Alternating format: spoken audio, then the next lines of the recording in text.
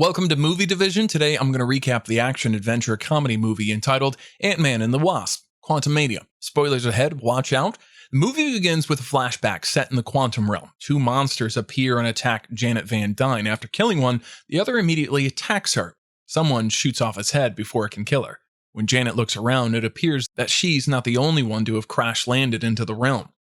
To this day, Scott Lang is basking in his newfound fame after his assistance in the Avengers' defeat of Thanos. Although at least one person has confused him with Spider-Man, Hope Van Dyne, meantime, has seized control of the firm founded by her late father Hank, and has been using the Pym particles to further her studies and improve lives around the world.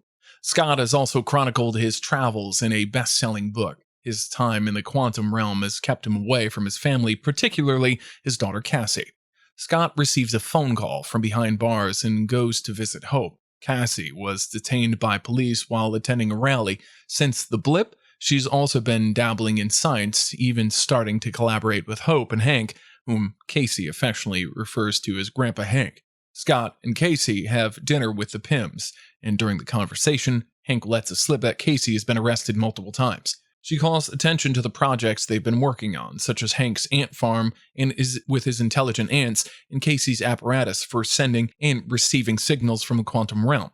As a result, Janet panics and turns off the device. The contraption restarts and begins sucking everything and everyone within before she can explain.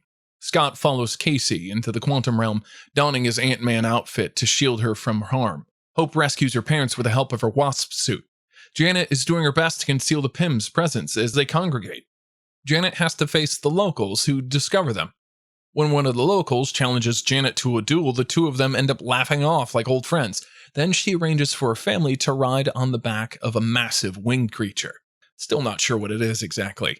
Humanoid and alien-like species alike have discovered the Langs in the quantum realm. In order to communicate with the locals, Scott and Casey need to consume a crimson fluid called ooze, which comes from one of the animals, Verb, a mind-reading native called Quaaz, and a rebel fighter named Gentora, who thinks the coming of the Langs and the Pyms will attract the notice of someone called the Conqueror, go to greet them. Gentora's suspicions are piqued whenever Scott brings up Janet's name. Janet takes Hank and Hope to the bar, where they can meet other locals from Quantum.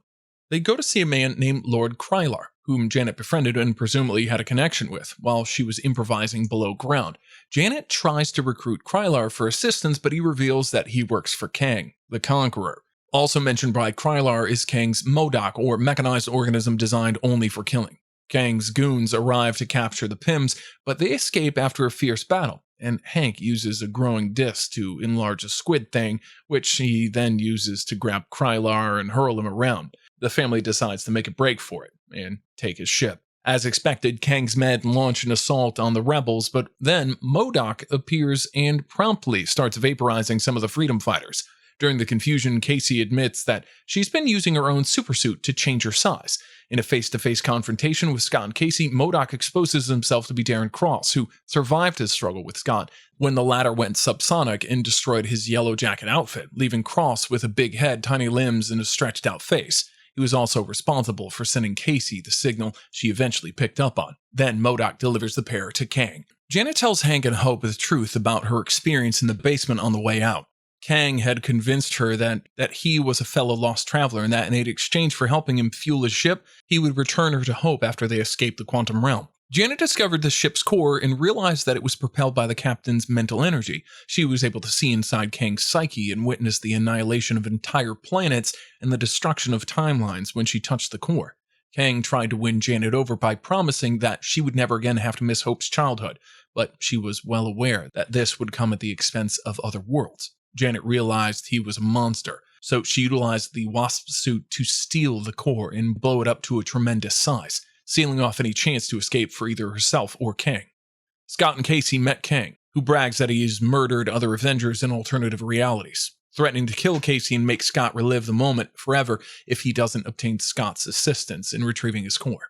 He insists that Scott aid him in his quest. Scott agrees grudgingly, but warns Kang that he will come for him if he harms Casey. While attempting to collect the core, Scott is sucked into what MODOK calls as a probability storm, which causes hundreds of duplicates of Scott to materialize. When Hope has a reading on Scott, the Pyms will fly right by the site. As she flies in for his aid, she is engulfed by her own possibility storm. Scott is aided by Scott's probabilities because they both want to save Casey. Together, Scott and Hope are able to reduce the size of the core. Now that Scott has the core, Hope and Janet try to assist him, but Kang seems to grab it from him in violation of their agreement to release Casey. While he's about it, he has MODOK destroy the spacecraft Hank is on, though he survives, and takes Janet with him. Kang responds to Janet's monstrous accusations by saying that he is the exiled one among his many clones, and that these clones are to blame for the horrors all over the cosmos. He believes that if he can get out of the quantum realm, he can stop something that's about to happen to humanity. The ants from Hank's ant farm show up, having evidently experienced time displacement that allowed them to develop at a faster rate than humans over a shorter period of time. They assist Hank in convincing Scott and Hope to travel to Kang's fortress. As the rest of the rebels make their way toward Kang's tower, Casey uses her suit to shrink into a prison and release Jatora and the others. Casey interrupts Kang's villainous speech just as he's about to order everyone to the tower to face him.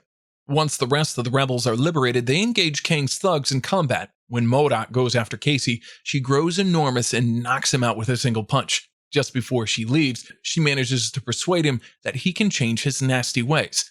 Scott balloons in size as he charges Kang in a fit of rage for breaking their agreement. When he sees Casey again, he's pleased to see her, and that she's also grown into a giant. A huge mecha ant and the other ants follow Hank as she guides them to the tower. Kang leads his own attack against the rebels, but now that he's turned sides, MODOK launches his own. He goes out as Darren, with the help of his heroes by his side. The heroes enter the tower, where Janet has fixed Kang's core and activated the gateway back to civilization. Just as Kang is about to strike Scott, Scott pushes Casey through. Kang nearly beats Scott to a pulp in their vicious fight. Hope leaps back to aid Scott in his fight as Kang tries to enter the portal. Kang is defeated and the core is obliterated by a barrage of expanding and contracting disc. Kang is dragged into an opening to nowhere by his own Hope as he makes his way towards the center. Casey successfully reopens the portal, allowing Scott and Hope to return to Earth while the people of the quantum realm celebrate their success. Scott goes back to his regular life and family, but he's worried about what Kang said.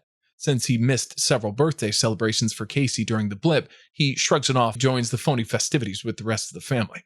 In the mid-credits scene, a group of Kang's variations mourn the loss of the Exiled One and plan to scatter across the multiverse in front of an epic battle. At the post-credit scene, a different version of Kang named Victor Timely may be seen instructing a class in the early 19th century in a scene that plays after the credits roll. Agent Mobius and Loki are both sitting in the class. According to Loki, this man poses a significant threat, and he warns Mobius of it, and the movie ends there. If you enjoyed the recap, leave a thumbs up, subscribe to our channel, and turn on the bell notification to get notified when we post our next fascinating recap. Thanks for watching.